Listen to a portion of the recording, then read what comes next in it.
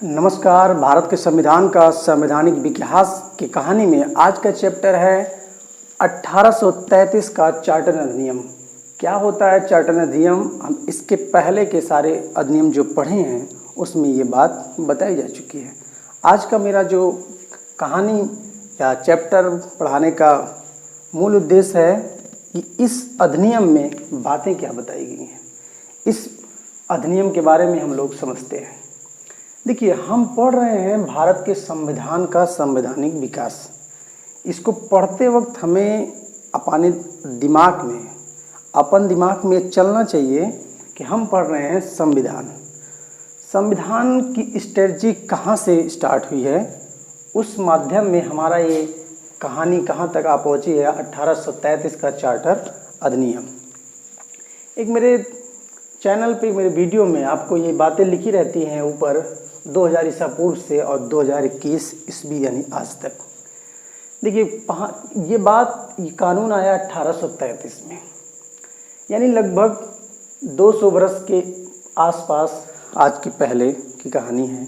तो हमारा इसका लगाने का मोटो इतना है कि जो भी यहाँ पे पढ़ाया जाए उसको आप मेमोराइज कर पाएँ कि बात कहाँ से आई है, यानी साल के अंदर कहाँ हो सकती है। आइए शुरुआत करते हैं। देखिए, इसकी पहला ही बात में बहुत सारी बातें छिपी हैं। इस अधिनियम से चार्टर एक्ट अगले 20 वर्षों तक बढ़ा दिया गया।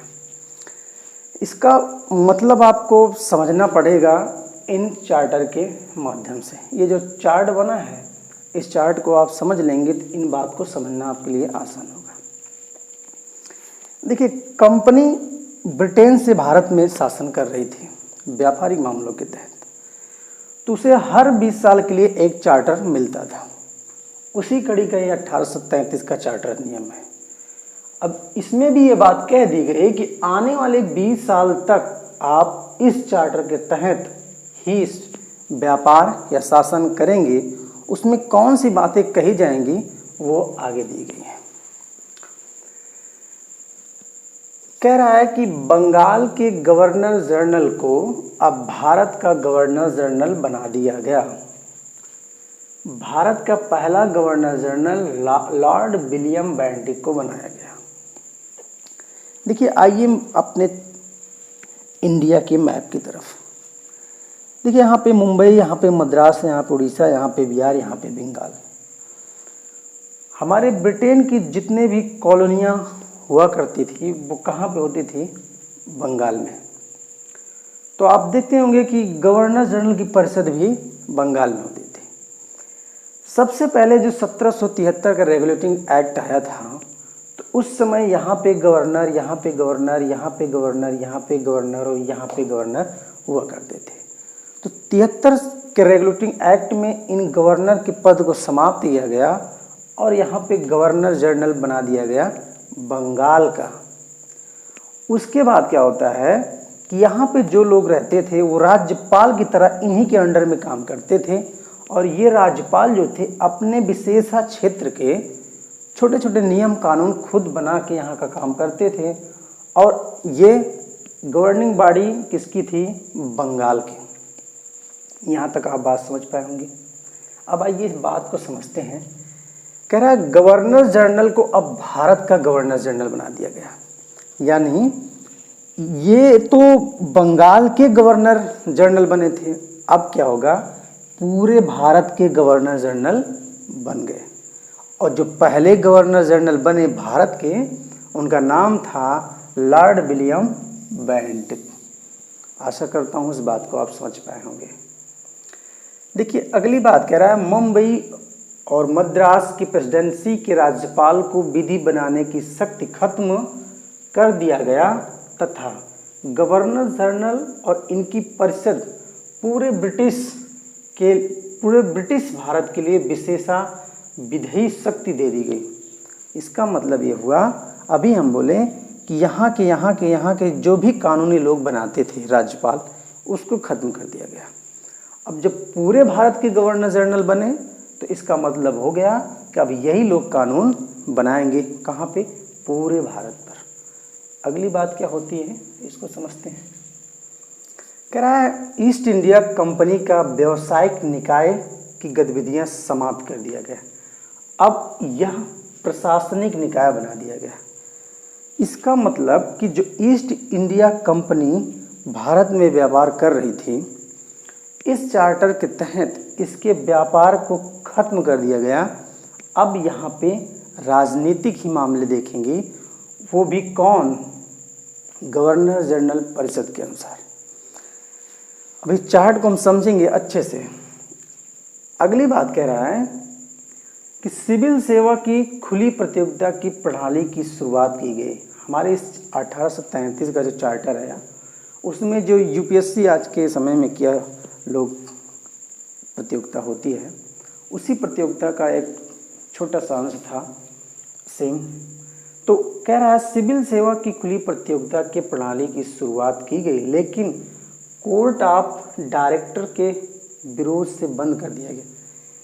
ये कोर्ट ऑफ डायरेक्टर वही लोग हैं जो कंपनी के सर्वे सर्वा थे कहाँ? ब्रिटेन में।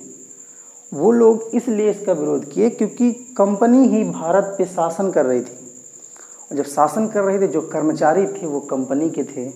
अगर यहाँ पे ब्रिटेन के संसद यानी गवर्नर जनरल परिषद के द्वारा ये प्रतियोगिता कराई गई तो कंपनी का जो भी कर्मचारी होगा वो यहाँ पे नहीं रखा जा सकता।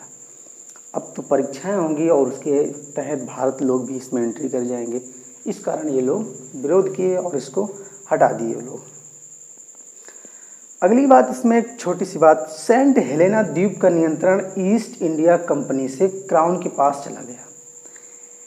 आप ये मेरा भारत है अपना, है ना, यहाँ तक भारत है। आप जब मैप देखेंगे तो उसमें अच्छे से आपको बहुत बढ़िया समझ में आएगा। ये अफ्रीका कॉन्टिनेंट है, यहाँ पे यूरोप लग रहा है। यूरोप के बीच में देखेंगे तो अटलांटिक महासागर है ना। और जब अटलांटिक महासागर में आप नीचे की तरफ देखेंगे, बिल्कुल नीचे यानी दक्षिणी छोर पे कहीं यहाँ पे एक द्वीप है। वो द्वीप ऐसे बना था, आप ये जानते हैं ज्वालामुखी का जब उद्गार हुआ और समाप्त हो गया तो समुद्र में ऐसे द्वीप बने ना। तो क्या होता था कि जब ब्रिटेन के लोग इधर से नहीं जा पाते थे क्योंकि स्थलीय सीमाएं थी सब, है ना, तो इधर से जाते थे तो यहीं पे उनका रुकराव ठहराव होता था। ये धीरे धीरे कॉलोनी बन गई थी, किसका? ब्रिटेन का। इससे भी बड़ी कॉलोनी ये उत्तरी अमेरिका की साइड पे, यहाँ पे एक बरमूडा ट्रायंगल आप नाम सुने होंगे, वह एक देश है इस समय, वो था। वहाँ पे पूर्णतः ब्रिटेन के ही लोग की कॉलोनी थी। लेकिन ये जो सेंट हेलेना द्वीप है ये अटलांटिक महासागर में पहले पुर्तगालियों के पास थी। आप जानते हैं कि सबसे पहले पुर्तगाली लोग ही भारत में एंट्री किए थे, तो उनके हाथ में थी। लेकिन जब ब्रिटेन से ईस्ट इंडिया कंपनी भारत में व्यापार कर रही थी तो उनके हाथ में थी। लेकिन बाद में इनका जो नियंत्रण था वो उठा के कहाँ कर दिया गया? ब्रिटेन के क्राउन के पास। आशा करते हैं इस बात को आप समझ पाए होंगे। और देखिए एक और बात, पहले इस पूरे चैप्टर को समझ लेते हैं। गवर्नर जनरल परिषद को सैनिक तथा असैनिक कार्यों का नियंत्रण, निरीक्षण और निर्देशन सौंपा गया। यानी जब आप देख रहे हैं कोर्ट ऑफ डायरेक्टर को ही खत्म कर दिया जा रहा है भारत में, तो स्वाभाविक सी बात है गवर्नर जनरल परिषद के पास ही सारे कानून हाथ में आ रहे हैं। अगली बात कह रहा है कि गवर्नर जनरल परिषद में एक विधि सदस्य लॉर्ड मैकाले। क्या होता है कि जो गवर्नर जनरल की परिषद होती है उसमें एक विधि सदस्य और जुड़ते हैं और विधि आयोग का निर्माण करते हैं। देखिए विधि आयोग का मतलब है कि भारत में इस समय जो सीआरपीसी, आईपीसी और भी जितने अधिनियम हैं उन सब अधिनियम को संवैधानिक रूप से एक ढांचे के तहत तैयार किया जाए। उसके लिए लॉर्ड मैकाले को लाया गया। ये लॉर्ड मैकाले साहब क्राउन के पास सचिव के रूप में, ब्रिटेन के संसद में ये सचिव के रूप में थे। और एक चीज़ और, जो 1833 का चार्टर अधिनियम मेरा आया है उसमें सचिव मैकाले और इनके दोस्त हुआ करते थे, उनका नाम था जेम्स मिल। उन्हीं के दिमाग से इन सारी बातों को लगभग पिरोया गया है। किसमें? 1833 के अधिनियम में। जब ये 1833 अधिनियम आया तो उस समय ब्रिटेन में इंग्लैंड की क्रांति, और वो भी कैसी क्रांति? औद्योगिक क्रांति की शुरुआत हो गई थी। कहीं न कहीं उसका असर भी इस अधिनियम पर पड़ा है। आप इसको ध्यान रखिएगा, ये आपके पेपर में पूछा जाता है। और अगली बात समझ लेते हैं। जब एक विधि सदस्य जुड़े लॉर्ड मैकाले, तो उन्होंने एक आयोग की गठन किया और उसके हेड कौन थे? लॉर्ड मैकाले जी। अगली बात क्या कही जा रही है? भारत दासत्व गुलाम प्रथा अधिनियम कानून बनाया गया। जब कानून के हेड बने लॉर्ड मैकाले तो बहुत सारे कानून बनाए गए, उसी में एक कड़ी है भारत दासत्व गुलाम प्रथा अधिनियम। आइए समझते हैं अपने इस चार्ट को, जो बहुत इम्पोर्टेंट है। इसको आप समझ लेंगे, आपके लिए अधिनियम समझना बहुत आसान होगा। देखिए, कोर्ट ऑफ डायरेक्टर्स, जब 1773 का एक्ट आया रेगुलेटिंग वाला, तो उसमें क्या होता है? 25 लोग ब्रिटेन में हैं कंपनी के, ब्रिटेन में हैं, वो सिर्फ व्यापारिक मामले देख रहे हैं, और उन्हीं के निर्देशानुसार गवर्नर जनरल की परिषद भारत में है, 4 लोग हैं उसमें, और एक मुखिया साहब हैं और 3 अन्य हैं, यानी एक गवर्नर जनरल और 3 उनके सपोर्टिंग सदस्य। देखिए, जब 1784 का पिट्स एक्ट आता है तो उसमें क्या होता है? कोर्ट ऑफ डायरेक्टर तो पहले से ही थे, कहाँ? ब्रिटेन में। ये कंपनी के व्यापारिक मामले देख रहे हैं, वहीं से बैठे। इसमें 25 लोग हैं और इनको निदेशक मंडल भी कहा जाता है। लेकिन एक नए निकाय का गठन कर दिया जाता है संसद की बोर्ड के अनुसार। इसमें 6 लोग रहते हैं, एक सचिव, एक वित्त मंत्री, 4 अन्य सदस्य। लास्ट में आप जब देखेंगे, जो सचिव यहाँ पे जोड़े गए थे विधि निकाय में, वो यहीं से आए थे। इस चीज़ को आप ध्यान रखिएगा। तो ये राजनीतिक मामले देखते थे कहाँ? ब्रिटेन में।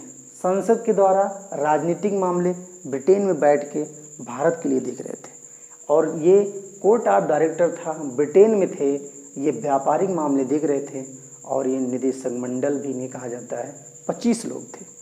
ये 2 बोर्ड ब्रिटेन में है, एक राजनीतिक दिख रही है और एक व्यापारिक। लेकिन जो राजनीतिक का अगला मैटर है कि उनके निर्देशानुसार जो भारत में एक निकाय बना था वो था गवर्नर जनरल परिषद, और ये राजनीतिक मामले देख रहे थे। पहले इसमें 4 लोग हुआ करते थे, बाद में इन्हें 3 लोग कर दिया गया। मात्र एक एक्ट आया 1813 में। अगला एक्ट जो हम अभी पढ़ रहे हैं 1833 में आया, उसमें इन्हीं के परिषद में एक लोग को जोड़ा गया, जो अभी राजनीतिक व्यापारिक दोनों मामले देखे जा रहे हैं, और 3 सदस्य ऑलरेडी थे इसमें, और एक विधि सदस्य लॉर्ड मैकाले को जोड़ दिया गया। आशा करते हैं ये बात समझ पाए होंगे आप जब भी भारत का संविधान का संवैधानिक विकास पढ़ें, उस समय आपको मॉडर्न हिस्ट्री की अच्छी से जानकारी होनी चाहिए। गवर्नर जनरल और वायसराय, यानी भारत की आज़ादी तक, जब तक आप प्रियम्बल तक ना पहुंच जाएं, तब तक आपको भारत के संवैधानिक इतिहास की जानकारी पढ़ने के लिए इन सभी बातों को ध्यान देना ही होगा। अन्यथा आप प्रियम्बल प्रस्तावना से स्टार्ट करें संविधान को पढ़ना, और अच्छे समझ में आए।